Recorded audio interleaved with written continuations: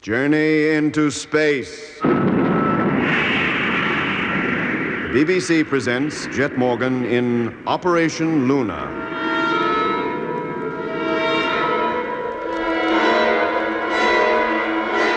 After taking off from the moon, Jet Morgan and the crew of rocket ship Luna landed back on the Earth some thousands of years before or after they left it. All efforts to determine at what period of time they'd landed were useless, for besides sighting other spaceships, which hovered overhead as though observing them, and seeing a strange machine which came out of the forest one night and returned before dawn, Jet had found a stone knife near their campfire. The evidence seemed to suggest that they had landed at a period of time when there existed on Earth not only a super civilization, but also a very primitive one. And then, early one morning, the strange music which had been heard so often before was heard again. Jet turned on the televiewer to find that outside the ship, another spaceship had landed, identical with the one that Mitch had seen and entered on the moon. Jet decided to try and contact it by radio. Here, Jet. Here's the helmets. Do we put them on now? Yes, put them on and turn them on, all of you. And then listen, see if you hear anything. Yeah, mine's on. Yes, so's mine. Jet, I can hear something. Yes. And it's getting louder.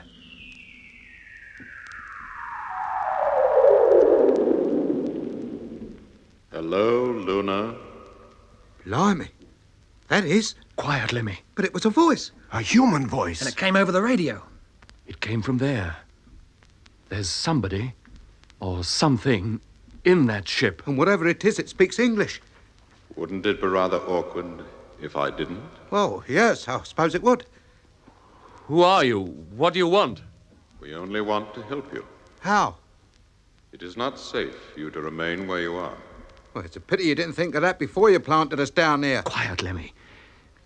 We don't know who you are or what you want of us. All we ask of you is to leave your own ship and enter ours. Enter yours? No harm will come to you. You needn't be afraid. We're not afraid, just cautious. You speak for yourself, mate. We can help you if you want us to, but you must do as I say. Are you anything to do with that ship we saw on the moon? Yes, we are. Then who are you? Leave your own ship and come in here. You come in here. Why don't you show yourself? We cannot show ourselves. Why not? Here, are you invisible? No, but I am not in this ship. What? What are we going to do about this? Stay where we are, of course. It'd be balmy to go out there. Not necessarily. What? Well, no harm came to you, Mitch, in that ship on the moon. Well, I wasn't conscious of anything strange going on, but if all of us go into that ship, who knows what might happen, without any of us being aware of it. I think we should find out more about this before we even set foot outside. I quite agree, a lot more. I'll talk to him. Hello, whoever you are. I can hear you. Then you must know how we feel. I know exactly how you feel. We know how we felt when we first saw you. But we have no intention of harming you. Can you prove that? Have we harmed you up to now? Oh, no. Apart from knocking us right out of our own time into heaven knows where, you haven't harmed us at all. We'd like to ask you a few questions. Then go ahead. Well, in the first place, have you anything to do with our being here now? Possibly. That's a great help. And how about that perishing music we keep hearing? Is that anything to do with you? Music? Yes, music. What is music? You don't know what music is? No? Wow. Music, it's a kind of noise. It goes up and down. And when you hear it, well, it makes you feel good. Except your music, that makes you feel dreadful. A noise, you say? Yes, a peculiar kind of noise. Like this? Yes, that's it. That's it, exactly. That noise has been dogging us ever since we left Earth. And whenever we hear it, something always happens to us. What is it? What did you do? All I did was turn on the power. The power that drives your ship? The power that drives everything. But what kind of power is it? What other power is there? Look, how do you generate it? What do you mean? Where do you get this power from? It exists everywhere. It covers the whole universe. All you have to do is use it. Like the heat from the sun. It's there, already, for anybody to use. Good grief, if only I had that secret.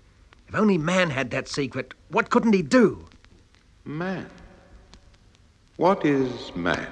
What? Aren't you a man? I don't think so. Aren't you like us? Don't you look like us? No. We are very unlike you. Well, what are you like? You'll find out if you come into this ship. Oh, no, not yet. We need to know a few things more first. Go ahead. It was you on the moon, wasn't it? Well, one of our ships. Weren't you in it? No. Then where were you? Exactly where I am now. You mean those ships on the moon were some kind of reconnaissance craft? You might call them that. And did you send them specially to look for us? No, we didn't. We were very surprised to find you there. Not half so surprised as we were to find you. Then where are you from? From the other side of the universe. That's what Mitch told us, remember? Leave your own ship and come into ours. Look, will you give us a few minutes to talk this thing over? Certainly. Can we call you back? There is really no need. I can't go away. Then you don't mind if we switch off our radios? We have to conserve power. When you call, I will answer. Switch off your sets, all of you. That's mine. Well, what do you make of that? We must go out there, do as he says. Now, wait a minute, Mitch. But why? He says we'll come to no harm, and none of us ever has, yet. Yeah, but it don't mean to say we won't, does it? Just think what we could learn from those, well, whatever they are.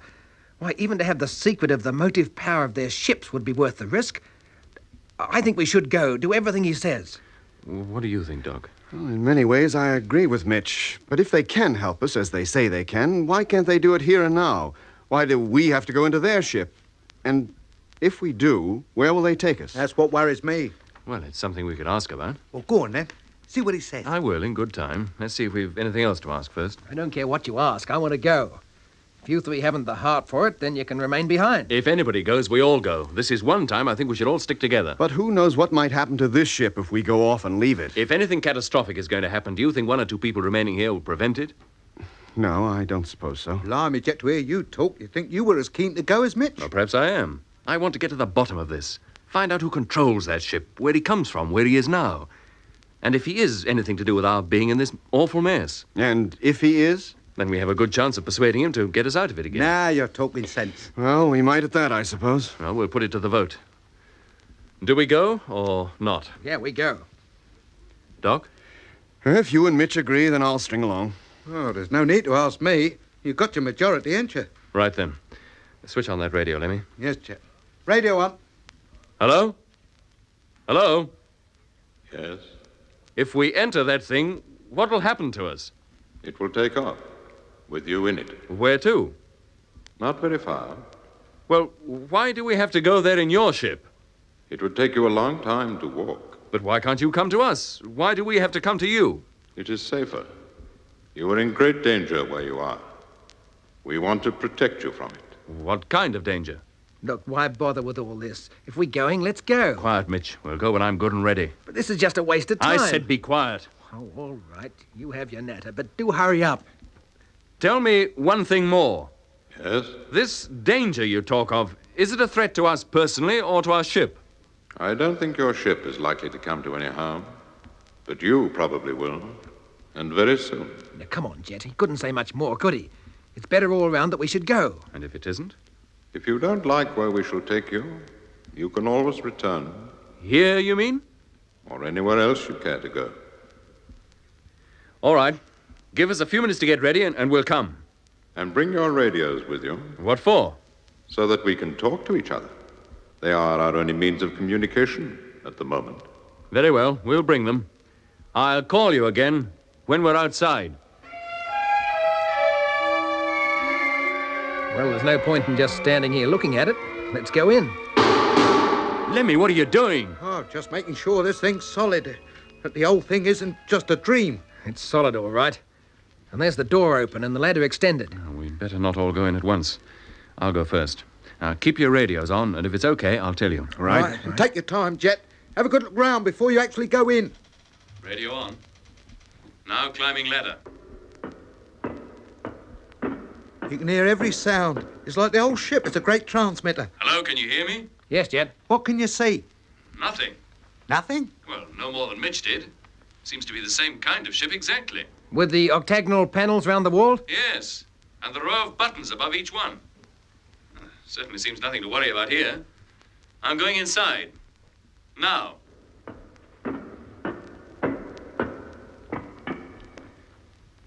Well, I'm in. Inside the cabin or whatever it is. And you don't feel peculiar or anything? No, quite normal. I think you might as well come up, all of you. Okay, here we come. Well, what do you think? Nothing here that tells us anything. What can all those panels mean? Why are they all different colors? And what are all them buttons? What happens if we press them? No, don't touch a thing. Now, leave this to me. Hello? Yes. Well, we're all inside. Now what do we do? Just stay where you are. And don't be afraid. Right. We're waiting.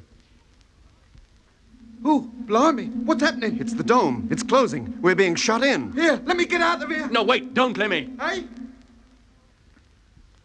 Well, whether we like it or not, the door's shut. We couldn't get out now, even if we wanted to. Well, what next? Well, why don't you call up the Wizard of Oz and ask him? He said we were going to take off. Sounds like we are too. Lemmy, stand back, stand back. Hey? The floor, near you, it's opening up. Oh, blimey. Get back to the wall, all of you. Flat against the wall. Oh, it's a good thing you warned me, Mitch. I might have fallen into that thing. Did any of you notice any crack in the floor to show there was a panel just there? Not me, Jet. Well, if they all fit as well as that one, we're not likely to. Here, for all we know, the floor is full of sliding panels, all circular like that one. Well, if it is, none of them seems to be opening. Here, do you think, whatever he is, he's down there? We said he wasn't in this ship, didn't he? Yeah, maybe he ain't, but a couple of his mates might be. Why do you stand there? Why don't you go down? Into that hole?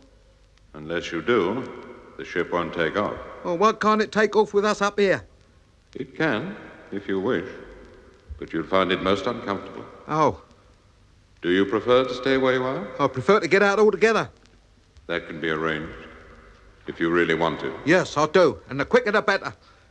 Does that go for all of you? No, wait a minute. Yes, Would you let us out again if we asked you? of course. We don't wish you to do anything against your will. You entered this ship quite voluntarily. You can leave it again whenever you like. Then we'll stay. Yeah, now, wait a I minute. said we'll stay. Yes, Jim. What do you want us to do now? Go down into the lower cabin, and the hatch will close. And then? The ship will take off and bring you here. Where you are? Yes. All right, gentlemen. I'll lead the way. Yeah, but it's so dark down there. Hey, look. A light came on. And there's a ladder leading down. Well, go on, Jet. I don't think there's anything to be scared of. Not in here, anyway. You want to bet? All right. Here I go. After you, Mitch. It's okay, Doc. Hey, Lemmy, come on. Yeah, I'm coming. This ain't the thing I want to rush into. Go on, Lemmy. Nothing will harm you. Oh, let me now, is it? Well, I'm going, ain't I? Then why do you hesitate? Your friends are already down. Come on, Lemmy. What are you doing? I'm coming. Go on, then. Here. How do you know what I'm doing? Can you see me? Of course. But how? You say you're not even here. How do you look around your ship without going outside? Well, through the Oh, all right. You win. Jet, here I come. Well, come on then. What's this, the bargain basement? Here. That panel's closing again. He said it would. Wow. This is really something, isn't it? Where does the light come from? Eh? Well, where does it? There are no lamps of any kind that I can see. It's like the walls are glowing, a sort of super diffused lighting. It's those octagonal panels again. It seems to come from there. And what's this? Some kind of control table, I'd say. What else can it be? You think that all those buttons in the upper cabin would be controls too, then? Well, why not? I'd say they were more of a decoration. Look, the way this ship's designed, I doubt if there's a single thing in it that doesn't serve a practical purpose. This is a control panel of some kind, I'd swear it. But why have a control panel in a ship that's remote controlled? Maybe it isn't all the time. Our own ship was remote controlled for the takeoff from Earth, but we've handled it ourselves ever since. But if this ship is ever manually operated, wouldn't there be seats or something for the crew to sit on? Yeah, you would have thought so. Well, this cabin's virtually empty. No provision for the comfort of a crew anywhere. All seats and such like could be folded back into the walls and released only when needed. Maybe the buttons on this panel operate some of those very things. No, Mitch, don't touch them. You don't think I'm crazy, do you? Yeah, now, if this is a remote-controlled ship, Well, would them others be crew carriers? which others? Well, the ones that came and gave us the once-over yesterday, The bell-shaped ones. Well, they might at that, Lemmy. They were certainly different from this, and much bigger, too. Hey, what's this? What? This thing. A sphere, about a foot in diameter. What's it made of? Some kind of glass or highly polished plastic or something. I wonder what's inside it. And what it's for? Funny place for it to be, too. Right in the center of the cabin. Why a sphere? Well, I don't think that's very surprising, really. Well, how do you mean? Well, the whole ship seems to be built to a spherical or circular pattern. The thing itself is round, like a donut. The roof is a dome. The hatch is circular. And but for the flat floor, this cabin is spherical. And even the control panel, if it is a control panel, is disc-shaped. Everything is curved. How about those octagonal panels in the walls, Jet? Yeah, they intrigue me more than anything. I bet the whole secret of how this ship works and the power it uses lies behind there. Well, the whole ship is certainly of a most unusual design. So simple. I'll bet it works in the same way, if we only knew how. Well, why don't we try to find out? We've got the chance. Let's take a good look round, examine everything in sight, see if we can find the slightest clue as to how this thing might function. Yeah, right. Yeah, Good sure. idea. Well, let's get started. And don't miss a thing. Well, that didn't take long, did it? How could it? There's hardly anything to see. It's the same wherever you look. Well, it makes it difficult to keep any sense of direction, doesn't it? One walk round this cabin and you don't know whether you're coming or going. Yeah, like when you wake suddenly in the night and look for the window, only to find it in the wrong wall. Yeah, except that here there aren't any windows. Well, there aren't any in our ship either. But at least we got an air conditioner. Well, there must be something of the sort here. Then where is it? Well, there must be some kind of air supply, Lemmy, else how could we breathe? That's what's worrying me. I think we're just using the air that came in when the door opened. But as soon as that's gone, we've had it, good and proper. No, that can't be. The air seems quite fresh. Certainly hasn't got any hotter. At least I haven't noticed it. Me neither. But there must be some kind of supply coming from somewhere. Well, if there is, it'd be a kind that the fellas who built this ship could breathe, wouldn't it? Of course, Lemmy. And how do we know that whatever it is, won't poison us? No, I don't think they can be all that different from us, Lemmy. Or how could they exist on the Earth at all? Look, we haven't seen anybody yet. All we've done is hear a voice. He may not even be on the Earth. Might be on Mars or Venus or somewhere. Well, I doubt if he's that far away. Yes, but Lemmy has a point there. They may be very different from us, exist in quite a different way. Well, he said he was unlike us, didn't he? It is possible, of course. I think it's more than just possible. Look at this place. But for that oversized football and a control panel, this cabin is completely empty.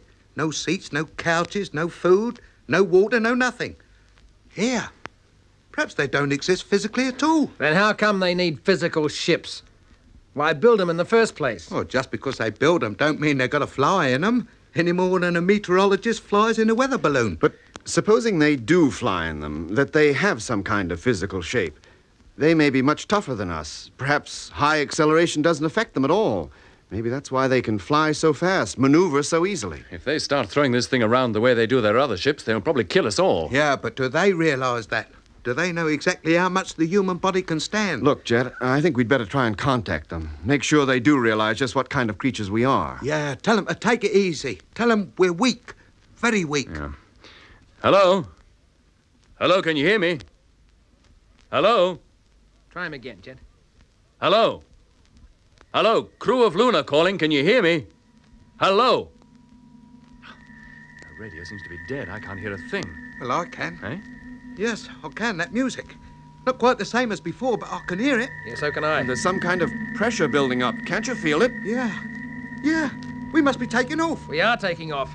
This ship's on the move in a vertical climb. Hello? Hello? Blimey, we'll be squashed flat, I know it. Hello? Hello? Pressure's getting stronger. Hey, look, we better lie down, all of us. What, on the floor? Yeah, where else? With no shock absorbers to protect us or anything? Lie down, Lemmy. All of you, lie flat. Oh,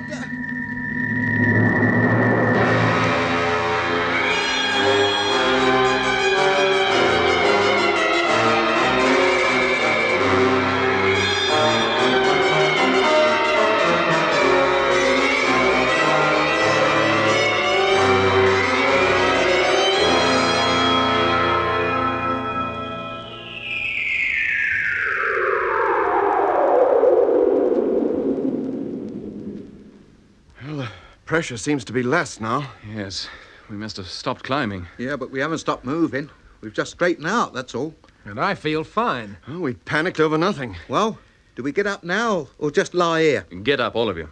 Right. If only we could see where we were going. Oh, it's uncanny. hurtling through the air like this and we don't even know which way up we are. I'll call him again. Hello? Hello, can you hear me? Hello? No go? Not a peep. You'd better all listen. Maybe my battery's given out or something. Well, in that case, there's no point in you calling him, because he won't be hearing you anyway. Look, I'll try. Maybe I'll have better luck. Hello? Hello? Come in, please. Hello? Hello? No, not a sound. How about you, Lemmy? No, my set's as dead as a door now. Yeah, so's mine. It can't just be the batteries then, can it? They wouldn't all run down at the same time. Well, something's put him out of action. It must be because we're in this cabin. Why? Well, they were working all right before we came down here, weren't they? Yeah, but I don't think that can be the reason. Why not? Well, this has happened to us before, on the moon and out in space. The electrical equipment, the radio especially, is packed in time and again. And always when we've heard that music. Here. Didn't that Mr. Mystery say that music happens when he turns on the power that drives his ship? Yes, of course. Whatever force that is, it must set up a powerful magnetic field, one strong enough to neutralize all the equipment in our ship, the radio in particular. You mean that whenever the radio cut, it was because one of those ships was around, flying near us? Well, it's as likely an explanation as any. And the more ships there are, and the closer they come, the stronger the effect. Yes, that would account for the fact that nothing worked before taking off from the moon. Ships like this must have been all around us. What else could it have been? I'll bet the minute that music stops, the radios will work again. I don't know about that, but something's happening here. Eh? This darn fishbowl, it's beginning to glow. And what's the... Hey, there's something appearing on it. Yeah, it's a model. A model? What do you mean? It's like those things you see in glass cases in the Geological Museum. A relief map. Yeah, that's it. A relief map such as I've never seen before, with every tiny detail. But what's it a map of? Country not unlike that we just left. There's the river. Yes. And the cultivated fields along its banks. And the forest, at least a part of it. Here. Do I look all right? Why shouldn't you? I don't look dizzy or anything. Not in the sense you mean. Why? Well, if it wasn't that I know it's impossible, I'd say that map, or model, or whatever it is moving. What? Eh? Yes, it is. At first I thought it must be my imagination. Look, you see that clump of trees? Uh-huh. Well, they weren't there a moment ago. Well, where did they come from? And where'd they go to? The trees on this side are disappearing. Yes. It's like they're going right through the glass, but nothing comes out. Good heavens, I know what that is. A three-dimensional televiewer. Eh? That's not a map at all. It's a reproduction of the country we're flying over. That's why it's moving. Well, it looks so solid, It Jet. gives that illusion, certainly. But if we broke open the case, I doubt very much if there'd be anything to touch. Wow. What would the TV boys back home give for this? Yeah, but why have it in a glass bowl? Why not on a screen? Does it matter? This method is probably the best there is for a three-dimensional televiewer. Maybe this is how all three-dimensional receivers should be made. Maybe every telecinema should be constructed this way. What, you mean have the audience sit round the screen instead of in front of it? Well, why not? Could you have anything better than this? It's as though there were an observing hatch in the floor. It's so real. Well, I don't know what kind of people they are that built this ship, but they're way ahead of our time, streets ahead. Blimey, you're right too. You couldn't be righter. What do you mean? Well, look, see? Just coming into view. Streets, a city or town or something, down there by the river. Oh, yeah. Is that where the voice is? Is that where we're going? How high do you think we are, Jet? Always supposing that this picture is a true representation of what lies below us. Well, I don't know how much this gadget reduces things, but I'd say about 5 miles. And it must be a fairly big town. There's still a lot of it coming into the picture. And the houses seem to be built on a spherical principle, too. Yeah, there must be Eskimos. Either that or they're not houses at all. What else could they be? Spaceships, just like those bell-shaped ones that flew over us. Could be. It's not easy to tell from this height. We're almost directly overhead now. It looks as though we're going to pass them by. Perhaps we're not stopping here at all. Hey, look, down there, see? To one side of the town or whatever it is. More spheres, but much smaller. Yeah, from up here they look just like toadstools. They must be the ships. That must be a landing or a parking field. Oh, the larger spheres must be houses. Or larger ships. Could be at that. Or whatever they are, it doesn't look as though we're going to land there. We're leaving them behind rapidly. Well, then where are we going? Well, how should I know? I'm not the guide on this trip, Lemmy. Well, we might keep going for days, weeks maybe. What do we do with food and drink? Oh, if we'd had any sense, we'd have brought some with us. How were we to know we'd need it? That voice, whatever he was, he said he wasn't taking us very far. And in any case, he was taking us away from a danger of some kind. If that's true, Is it likely that he'd keep us penned up in here long enough for us to starve to death? Well, there's nothing we can do about it now. We can't even call him up, not with the radios out of action. Then what do we do? Wait and hope. At least with this televiewer contraption, we've got something to look at. We can see the kind of country we're traveling over. That's better than traveling in the dark.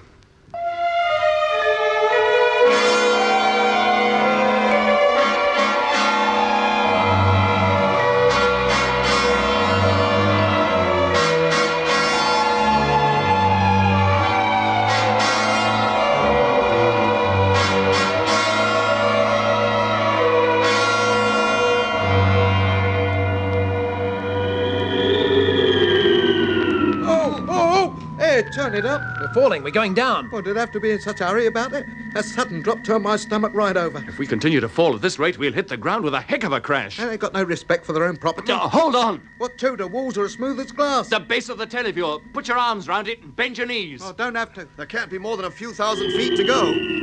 Oh, blimey.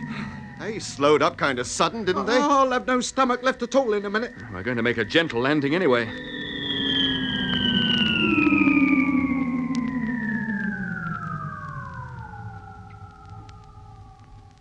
Oh, we've made it. We're down. This must be where we change.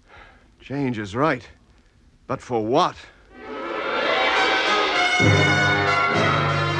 You have been listening to Episode 9 of Journey into Space with Andrew Foles as Jet Morgan, Alfie Bass as Lemmy, Guy Kingsley Pointer as Doc, and David Williams as Mitch, and with Derek Guyler. The orchestra was conducted by Van Phillips, who also composed the music. Journey into Space was written and produced for the BBC by Charles Chilton.